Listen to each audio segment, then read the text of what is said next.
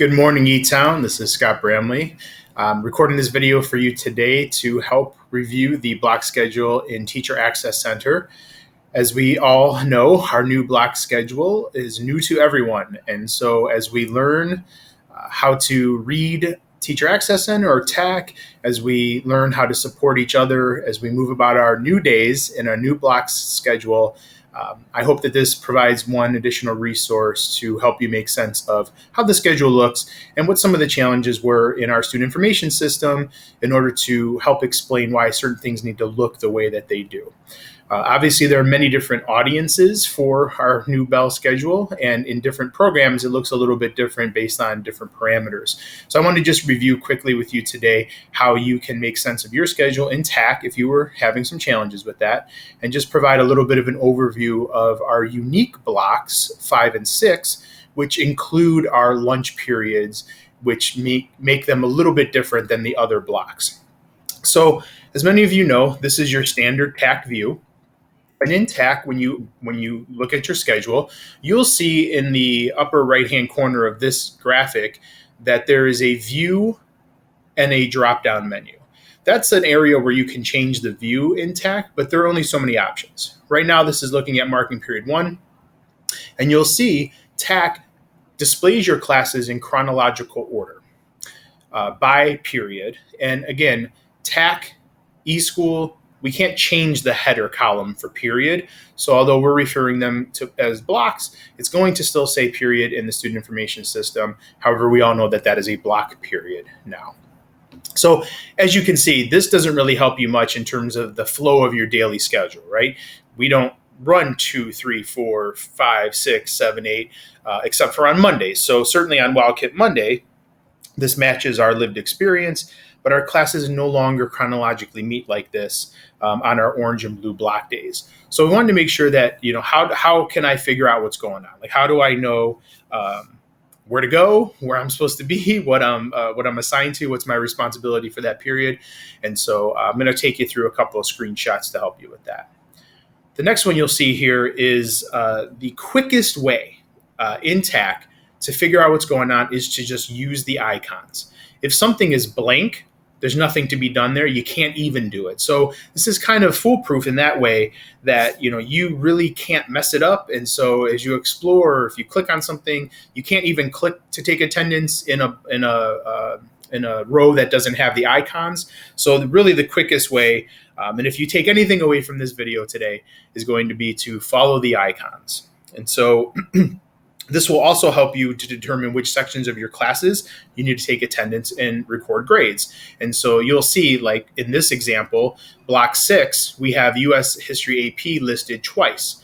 But you'll notice it's the same course number, HS 0105, and it's the same section number, section 3.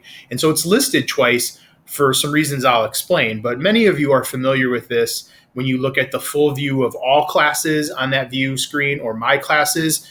You'll see multiple sections or multiple listings of the same course and section for a number of reasons in the past, even before the block. It could have been for a earned honors or an honors pathway course. It could have been for a science lab session. So this is not unfamiliar to most of you, but it has a little bit of a nuance in the new block. In this view, you're going to see the attendance icons. And so real quick, just thinking about this, which classes do I teach today based on these icons? Well, if you look at the attendance icons, they appear in blocks 3 and 7. So I only teach blocks 3 and 7 that day. Therefore, this must be a Tuesday or a Thursday or one of our orange days, and I'll see my 3rd and 7th block students. The easiest way to navigate all of this in TAC is to use the icons as your indicator. And you'll see here, those are circled in red, the chair and the little checklist. Those are the attendance icons. And again, you couldn't even try to do it in block 2 because it doesn't meet that day. It's not expecting attendance. And so therefore there's no icon. In this view, I wanted to just show, I don't know if everyone's familiar with this. I became familiar with it recently, but there is a today's attendance view in TAC. And so if you pulled up the today's attendance view in that upper right-hand corner from that drop-down menu, it would just show you the classes that are expecting attendance to be taken that day. So then those are the classes that are meeting. And as you can see here, because it's on today's attendance view, both blocks that are being shown here, 3 and 5, have attendance icons in both rows. Okay. So you can change to this view. It's only going to show those classes that you need to take attendance. In this example, it's a Tuesday or a Thursday or an orange day based on the odd block numbers. And this teacher only teaches blocks 3 and 5. And there's attendance for both blocks. Okay, so what's up with blocks 5 and 6? So as you know, we went to an 85-minute block.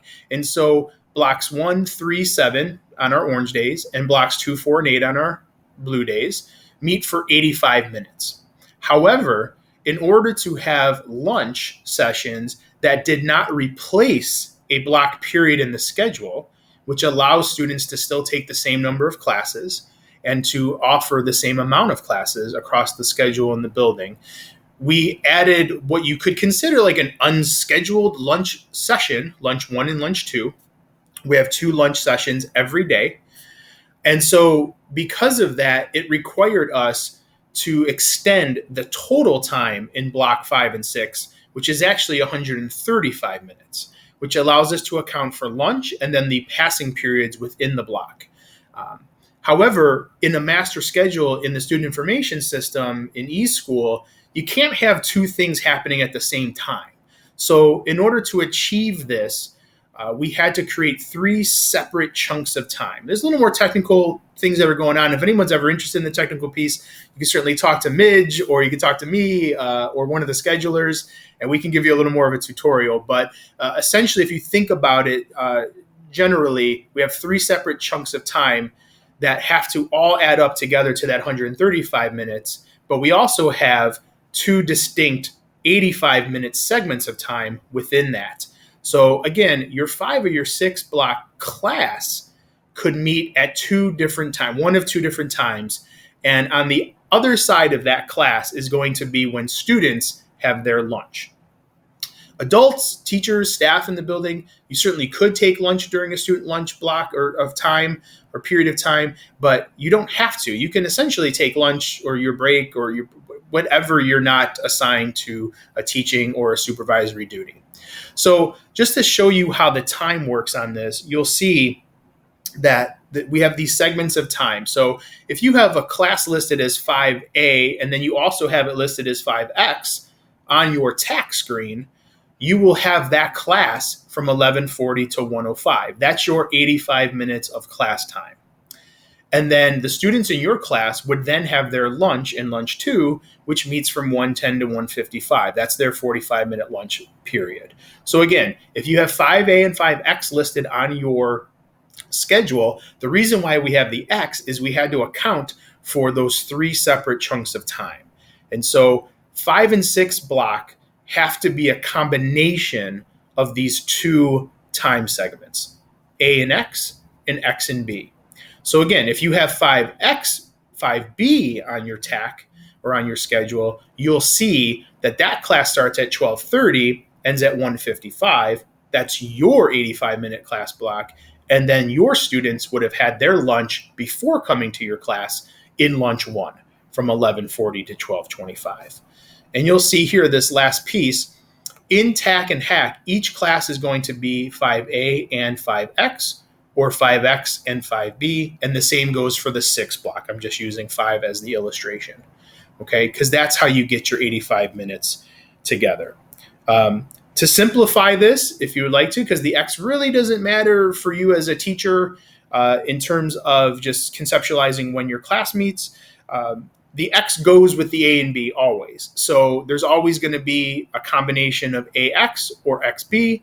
And so you can just think about it. If you have the AX class, that's the A.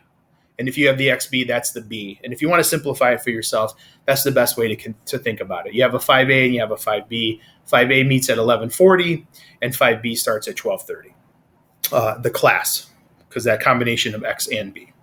Okay, so you might be asking yourself, why doesn't it look like this on the bell schedules chart that we received? And so on the bell schedules chart, one of the challenges was the audience for this. It's a complicated chart that is designed to show all of the various bell schedules we possibly could run: late start, early start, late start, early release, early dismissal, orange days, blues days, Wildcat Monday. So again, we wanted to try to make this as streamlined as possible, have the headers and the columns match the rows and all those things. And so it wasn't ideal to have the A and B designations on there. Plus, the bell schedules chart is really for that student audience and that family audience to know, like, what is the bell schedule on any given day. And so what's really driving their thinking is, like, when do I have lunch, right? I go to lunch and then I go to class. And so you'll see on this display, which you have in your classrooms or you can get from your department offices, if you haven't already done so, you'll see that the lunch is where we start the conversation here, which is why, the B, if you can see in this upper left-hand corner, comes on the top of the block, the top of the grid, and then the A comes on the bottom. So again, what I did here was I just identified which 5 block we're talking about with this time.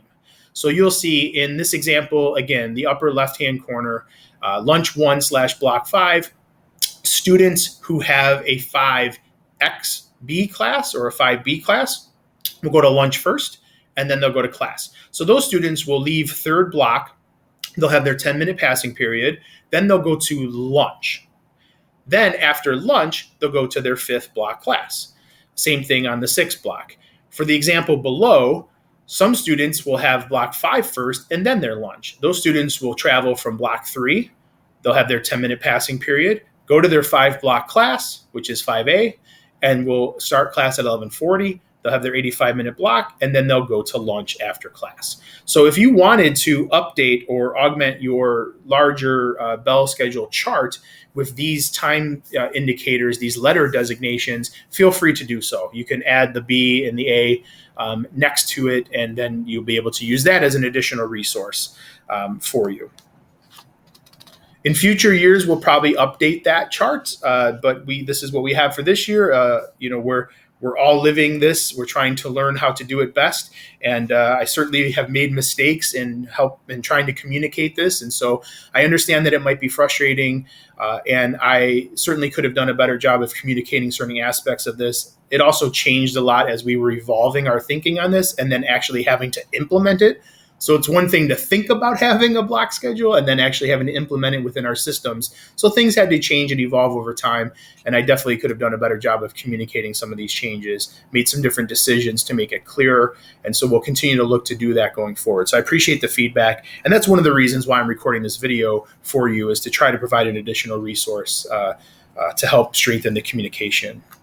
So I think one of the questions that's really at the front of mind for teachers is, what's my next responsibility? Right? As I teach in this block, what's my next responsibility? Where do I go next? Or who am I expecting to come next to the classroom I'm in? Or if I'm sharing classrooms, where do I have to go next in my day? So on orange days, our Tuesdays and Thursdays, after third block, in this example, you'll see this teacher is assigned to teach biology in block 5. Since it's an 5AX class, this teacher's class starts at 11:40.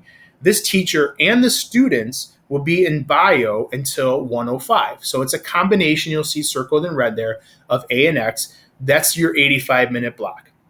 Okay, this teacher teaches third block. So again, I teach third block. I have my 10-minute passing period. Then at 11:40, I'm teaching 5 block again.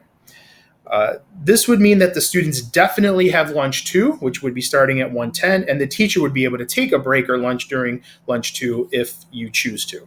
It's the same start time for 6 block class on blue days, Wednesdays, and Fridays, but this teacher does not teach a 4 block class. So in this example, you'll see the 6AX, it'd be the same as the 5A, it would just be on Wednesdays and Fridays.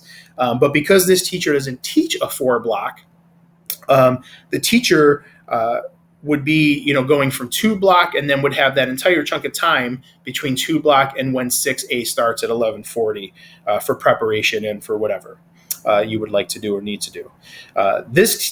Since 6 block here ends at 1:05, this teacher's next responsibility would be during 8 block, because this teacher has an 8 block, which starts at 2:05. So you'll see what we get with the 10-minute passing periods for your flow of your day is that you stop teaching in this example at 1:05. There's a 10-minute passing period, or there's the 5-minute passing period for when lunch starts. But since you stop at 1:05, you have from 1:05, you have those that time between class and lunch, you have the entire lunch block, and then you have the 10 minutes on the back end of lunch. So again, you have an hour here as opposed to just 45 minutes. So again, I wanted to highlight that time in between. Let's look at a different example where the 6-block class is at the XB time, or a 6B class. So in this example, the teacher is scheduled to teach 6B, X and B, which means this class starts at 12:30. So on blue days after block 4, this teacher would be unassigned and able to take a break or lunch between 11:30 when the 4-block, this teacher's teaching civics in 4-block. So my 4-block class ends. I don't go right to my 6-block. I have that 10-minute passing period, and then I have a 45-minute period where students will be in lunch that I'm not assigned. So in that example, I would start again at 12:30. So I have between 11:30 and 12:30, again, an hour where I'm not assigned or responsible for being present for teaching assignments or a duty assignment. So after 4-block, this teacher, again, has that hour in between. So I would teach my 4-block, end at 11:30, and then the next time I'm teaching again or expecting students would be at 12:30. That class would end at 1:55, and again, I don't have an 8-block, so then I'm done for Wednesdays and Fridays. I don't have any responsibilities on the schedule after that time. So another question that's come up is, how do I take attendance? What does it mean? I have 2 classes listed. Maybe I've never seen that before. Where do I take the attendance? And again, our earlier mantra of just follow the icons is going to be your best friend. And so as you see here in this example, the icons for this will always be in 5A for 5A and X classes, and they will always be in 5B for XB classes, never in 5X. So if you see this example, you'll see that the attendance icons are in the 5A row, which is circled, and it's blank in 5X. So guess what? You don't even need to remember this. So if you want to know it, it's great, but you don't need to, because if you follow the icons, that's where you're going to take your attendance. Okay, this is the same class. As you can see, it's SC 1222, section 25. It's the same class. It's just broken up into those 2 time pieces to get us to the full 85-minute block. And again, your attendance taking is tied to the A section listed here because it's a 5A X class. If this were a 5B, an XB class, it would be attached to the B section, never an X for 5. It's a little bit different for the 6-block, and that has to do with the Wildcat Monday schedule and lunches and how that gets set up. And again, I don't want to go too technical in the conversation, but if you want a deeper explanation for that, you can certainly reach out to me. But the key info here is, where do I take attendance? And for 6-block, it's always going to be in the X. So when you look at your classes, if you have a 6XB, it's always going to be in the X. If other teachers have an A, if you have AX, it's still going to be in the X. So again, the other section is blank. So you really don't need to remember this, but I just want to highlight it for you. So for 6-block, the icons will always be in X. Never in A or B. So for this teacher with this US AP history class, that teacher would be taking attendance in the X row. For grades, that's the other piece. Where do I record my grades? Again, always looking at the icons. It's the same for the attendance. Icons for 5A will be in, or for 5AX classes will be in 5A. Icons for 5B classes or 5XB classes will be in 5B. And it'll never be in X for the 5-block. Again, you can't mess it up because it won't let you do anything here. These are blank. There's no active items there, but you do see the grading icons in the 5A because this is an AX class. Again, same class, SC 1222, section 25. I have my attendance icons and I have my grading icons there. Everything's happening in that A row, not in the X row, because of the fact that it's an AX class. For the 6-block, same thing as attendance. It's always going to be in the X section. So you'll see here again, I have my attendance icons. I have my gradebook icons. For this HS 0105 section 3 class, it's an XB, meaning it starts at 12:30. And the active icons are all in the X row. I don't have to worry about the B row. It's blank, and I can't do anything in there anyway. So again, I hope that this quick tutorial helps you. If you have further questions, please do reach out. I've been working with this since, I don't know, February of last year, maybe even a little bit before that when it was in an exploration phase.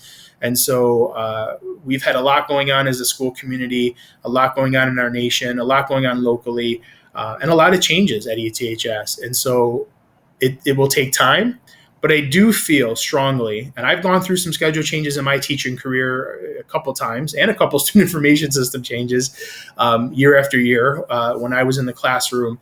And once you get into the groove, once you start teaching, once you're actually here, you're with kids, you're getting into your rhythm, I think it's all going to come very naturally. Doesn't mean that if it doesn't, that's a problem or a fault with you. It's complicated and everyone will learn this at different rates. And so I'm available as a resource. I hope this tutorial provides some of that support, but if not, do not hesitate to reach out and contact me. Thank you so much for your time.